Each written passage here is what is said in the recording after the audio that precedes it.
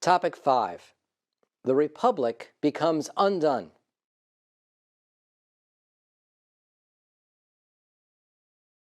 So for the last two topics, we kind of stopped our chronological narrative, and we spoke first about religion and mythology, and then about women and slavery, virtue and vice. And now we're going to pick the story up. Remember that this course is moving forward chronologically, and every now and then we're going to pause and look at bigger topics. And now we're going to move forward chronologically a little bit. And where are we at this moment? Well, let's review some of the contexts with which we left off and pick them up again.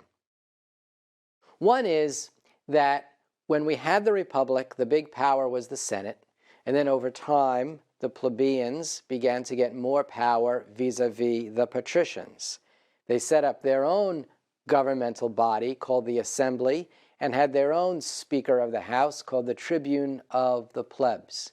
So we've got the Senate and the Assembly, sometimes the Senate versus the Assembly, and the patricians or the optimates, the better ones, versus the plebeians or the populares, the everyday people. And roughly speaking, the patricians were probably, 10, 20% of the population, and the plebeians were maybe 80% of the population. That's one context. And the second context was the Punic War, or should I say the Punic Wars, which ran in 3 stages from 261 to 146 BCE, ending with, well, we don't know whether they salted the fields or not. They wouldn't have done all of them because remember, one of the reasons why Rome fought Carthage was because if Rome wants to expand, and that's really the story that we're turning to now, if Rome wants to expand, and if the city of Rome is growing, then it doesn't have enough food to do so on the Italian peninsula. It's not quite as craggy, not quite as rugged as ancient Greece, but you've got the Apennines there, and you just don't have enough room. So it needs to find a breadbasket. And that was another reason why it went after Carthage, because people think of North Africa, they think desert and jungle, but the top of North Africa, not sub-Saharan Africa, but supra-Saharan Africa, above the Sahara, North Africa is very lush. And North Africa has got lots of big fertile plains in order to make grain, which can be turned into food. And this is why Egypt is so critically important. It's a breadbasket, if you will. And so when Rome defeats Carthage, not only does it take out its main economic and naval rival, but it also gains control of North Africa, and it gets the breadbasket that it needs. So the stage is set for Rome to begin to expand. Except something very curious happens. You may know that there is a phenomenon among Olympic athletes, some gold medalists, that after they win their gold medal, they fall into a depression. They've been working on that one goal 4, 6, 8 years, waking up at 5 in the morning. What do they do when they win? Or what do they do when they lose? What's next? It's what makes it hard to repeat as a World Series or Super Bowl champion. When you've won, you lose that hunger. And this is why sports teams like to have a mix of veterans and rookies or players who have never won a Super Bowl or a World Series on their team. Because what they're trying to do is take the hunger of those who have not won and get a second ring for those who have won already. So the irony is, for about 120 years, it's been Rome, Carthage, Rome, Carthage, Rome, Carthage. Now Rome wins. The greatest threat is gone. You would think prosperity would reign. Complacence sets in, because the hardness of the challenge, where everybody was in on the struggle. Think of World War II and the home front. Even if you weren't fighting, everybody knew someone in their family or knew someone who was fighting. And so you would give up meat or butter for a day. You would have aluminum and paper recycling gatherings together in order to get this stuff and sell it so that it can go to the war effort. A penny didn't go wasted. Everybody was in on it. It brought people together. Even though times were lean, those were the good days. Now you win. And now you celebrate. But now, isn't it possible that you get dumb, fat, and lazy? It's exactly what happened to the Romans. Isn't it possible that your virtue turns into vice? When you think of your own life, when did you grow the most? You grew the most when things were hardest. Marriages get better when things are tight. And so what happens is, ironically, the greatest victory of the Roman Republic, the final defeat of Carthage, ends up contributing to the defeat of the Republic. And there's a very difficult economic story. The war veterans come home.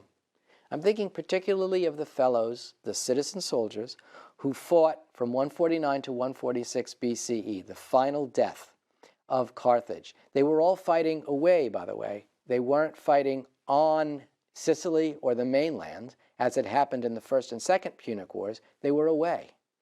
And while they were away, some bad things happened at home. What happened was that rich guys who stayed back began to buy up their property and put them together into these large, we could use the word plantations. The Latin word is latifundia.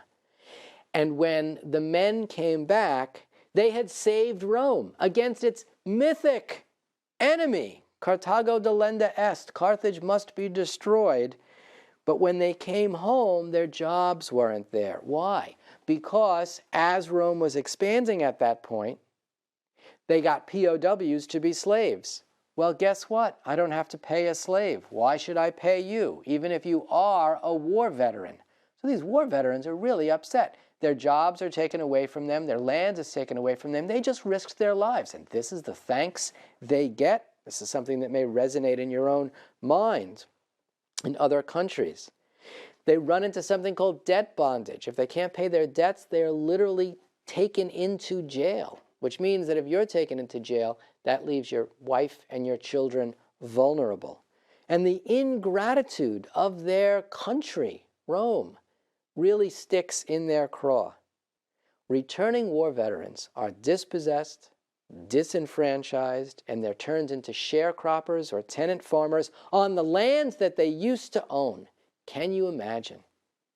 And so some politicians rise up from the populares in order to speak for them.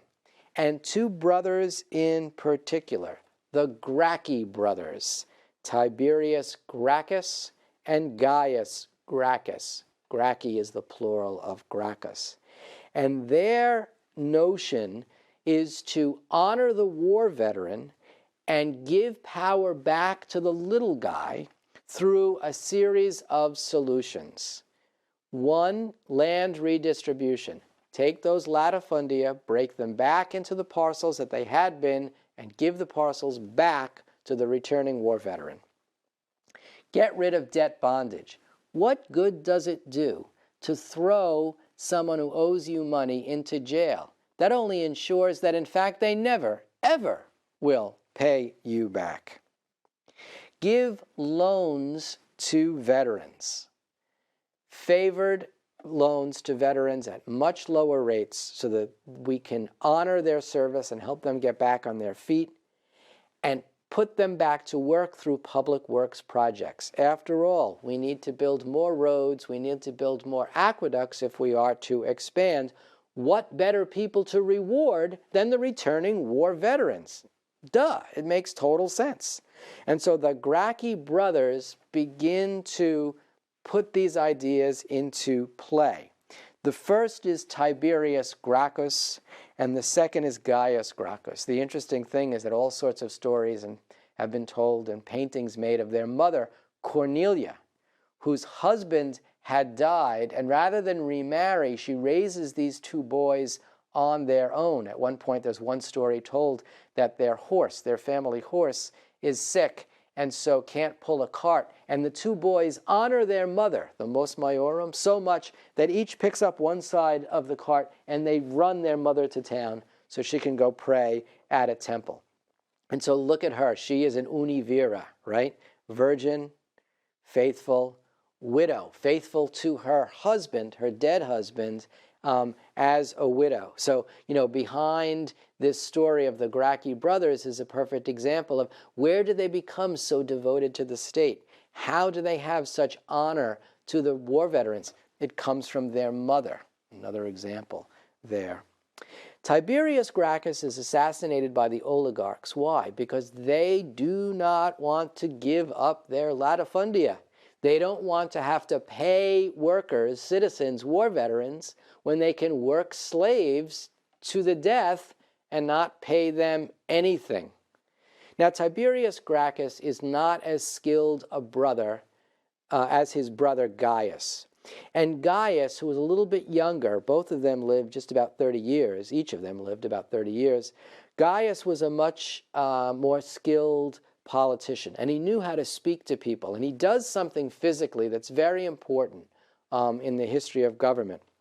See, it works this way. There's the Senate House, and the Senate meets inside the House. And then there's a flight of stairs, and then there's a dais, a raised platform. Right? There are no microphones. So if I want to see somebody at the back of a tall crowd, I've got to stand on something, right? So the Speaker of the House, the tribune of the plebs assembly, would stand on this dais with his back to his own people. The assembly met in the open air, and speak to the Senate and tell the Senate, this is what the people want.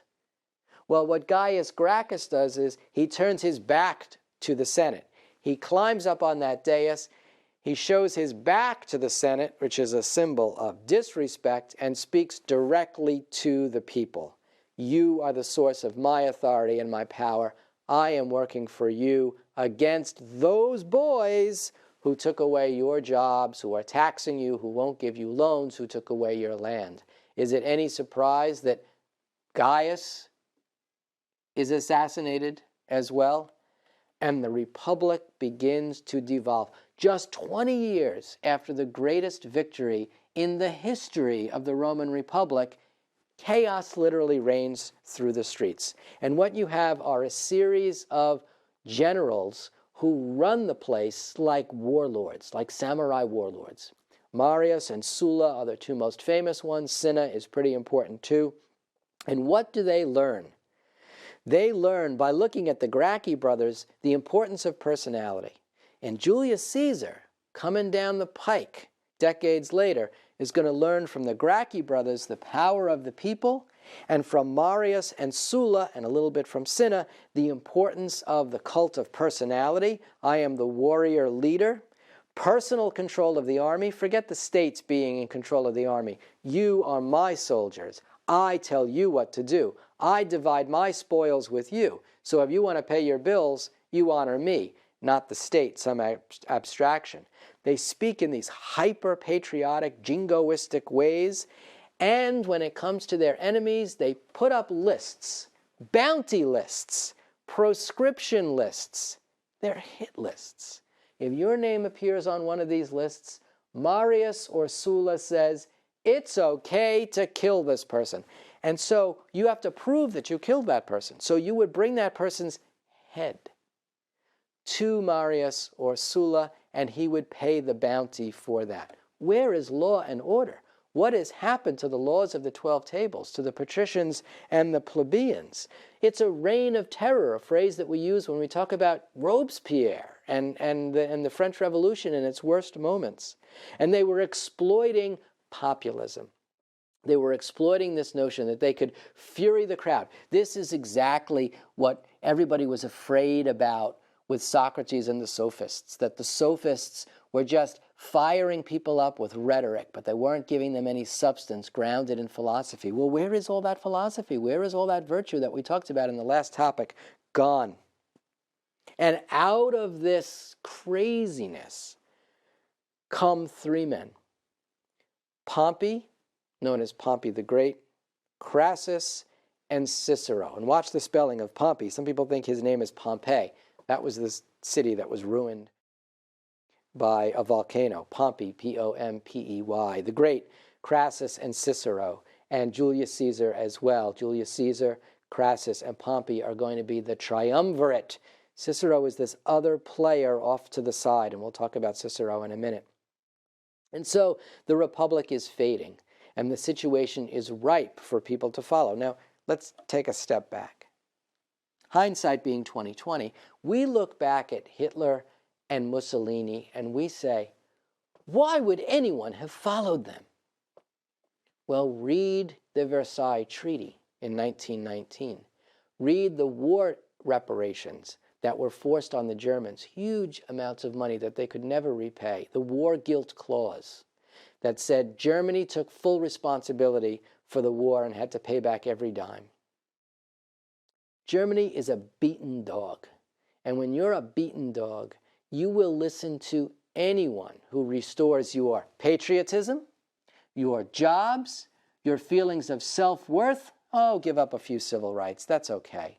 So you can't understand Hitler and Mussolini unless you understand the context of World War I, in the same way you can't understand how we get to the triumvirates, the destruction of the Republic, unless you understand the carnage of the ingratitude of the state to the war veterans, which led to Marius, Sulla, and Cinna, which led to Pompey the Great, Crassus, Cicero, and Julius Caesar. Pompey the Great, known just for raw ambition.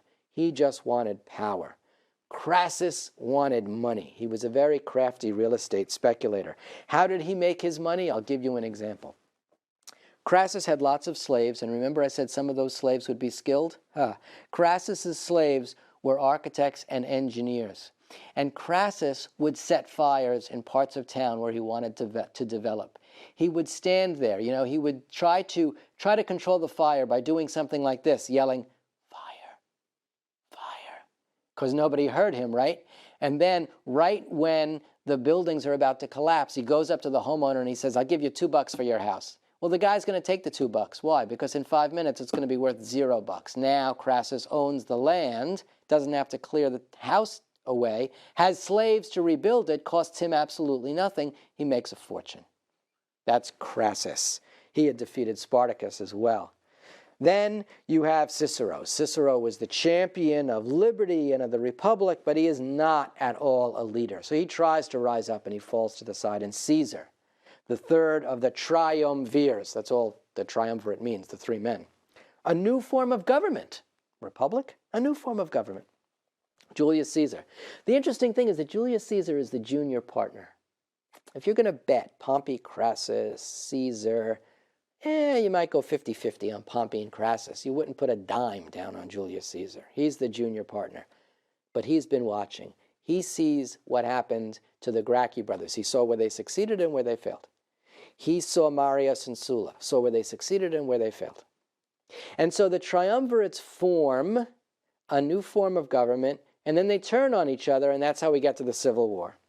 So in about the year 60, so now the Punic Wars end in 146. From 146 to 60, carnage, 80 years. There are some people who don't know anything other than disorder. Can you imagine the 4 years of the American Civil War? Over 80 years? That's what we're talking about. Lawlessness. Pompey, Crassus, and Caesar in the year 60 BC come up with a new form. They say, we're going to run the show. Yeah, there's a republic, blah, blah, blah. Yeah, there's a Senate, who cares? Each of us is going to pursue his own interest, as long as none of us interferes with the other. As long as my interests don't conflict with your interests, we're going to be fine. Well, let's see. Crassus wanted money. Why? Because Crassus always wants money. Pompey wanted land. Caesar wanted military power. The one thing that Caesar didn't have, that Pompey and Crassus had, was military experience and military victories. And looking at Marius and Sulla, he says, that's the way to get the populace on my side, because I can say I'm defending Rome, and I also get the support of armed men on my side, and so if anyone rises up against me, I have my own private army. And Caesar's bet is this. Within a year or two after forming the first triumvirate in 60 BC, he goes off to Gaul. What are you, crazy? You leave? That doesn't make any sense. He spends most of the next 8 years in Gaul. And he writes home these commentaries. Where did he learn this? He learned this from Alexander the Great, who had his own court historian. So when you read Caesar's commentaries on Gaul, curiously, Caesar is in the third person. Caesar writes that Caesar did, and Caesar saw, and Caesar never makes a mistake. Of course not. Caesar's writing. And everything is a great victory. He makes it sound like he takes all of Great Britain under his control. Basically, he crosses the English Channel, puts his foot down, people throw rocks and stones at him, he runs away, he goes back later, he gets as far as Londinium, London, but not much further. But who's to know? That was the edge of the universe. So what's happening is that his hope is that while he's away, Crassus and Pompey will eat each other. Best case scenario for Caesar is that Crassus and Pompey will destroy each other, literally kill each other, and then the triumvirate goes down to one, and then Caesar comes back riding on a white horse victorious. Even if that doesn't happen, he can say, while Crassus and Pompey are playing their little mind games and money games and chewing up the little guy, I am expanding, doubling the square footage, if you will, of the Roman Republic. And what kind of land am I getting? France. France is a gorgeous countryside where we can buy all sorts of land, we can take land, we can get all sorts of products, we can send grain home. I'm feeding you. I'm providing you with security. I'm providing you with greatness. I'm providing you with food, while those two rich guys argue about who's going to pick up the dime on the floor. That's Caesar's genius. Well, Pompey and Crassus's bet, why do they let him go? Guy's crazy. First off, he's got no military experience. He's going to die. Either his own men are going to kill him or he's going to do something stupid in battle, and that'll be great, and that'll be one down, and then it'll be the two of us, and we'll either cut a deal with each other or I'll kill you or you'll kill me. Well, first person who loses is Crassus. Crassus goes off to the east to fight, and Crassus is killed, and the people who kill him, called the Parthians, know his reputation for being greedy, and what do to desecrate him? They hold his jaw open, and they pour molten gold down his throat. You like money?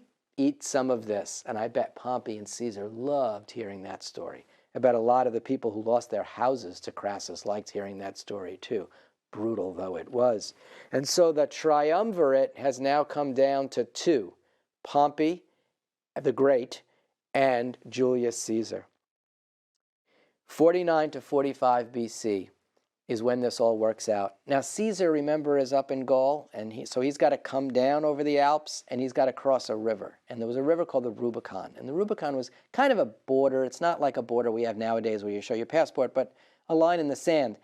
And Pompey's position was that if Caesar crosses the Rubicon, armed, in uniform, he is an invading force. And he convinces the Senate, Pompey, send me up there, and I will defend the Republic. I will defend the Senate. Julius Caesar is no victorious general. Julius Caesar is an invading army. And the famous line that Julius Caesar says when he crosses the Rubicon, the expression crossing the Rubicon means I've crossed a point of no return, is Ilia iacta est. The die is cast. No going back. The point of no return. And there is a battle that takes place, and Pompey runs to Egypt. And the reason he goes to Egypt is he figures while he's down in Egypt, he can reconnoiter, he can reorganize his army, he can get the Egyptians on his side, and he can go back. Caesar pursues him. And in 48 BC, Pompey is killed in Egypt. Pompey had walked right into a civil war. Another civil war between Cleopatra, a descendant of Ptolemy, one of Alexander the Great's generals, and Cleopatra's brother/husband, how they did it in those days. And Pompey backs the wrong horse, and Pompey's head is brought to Julius Caesar. Julius Caesar has fallen in love with Cleopatra. And what do you think Caesar does? Rejoice? He kills the men who had taken Pompey's head off. to say, this man was my enemy, but he was a Roman, and you're not a Roman. You're a piece of garbage because you're not a Roman. And he kills those people, and the Egyptians just get very nervous about that. And now the romance starts. Cleopatra, no fool, realizes that there is no way she can survive unless she allies with Caesar, which she does, and they have a son together named Caesarion.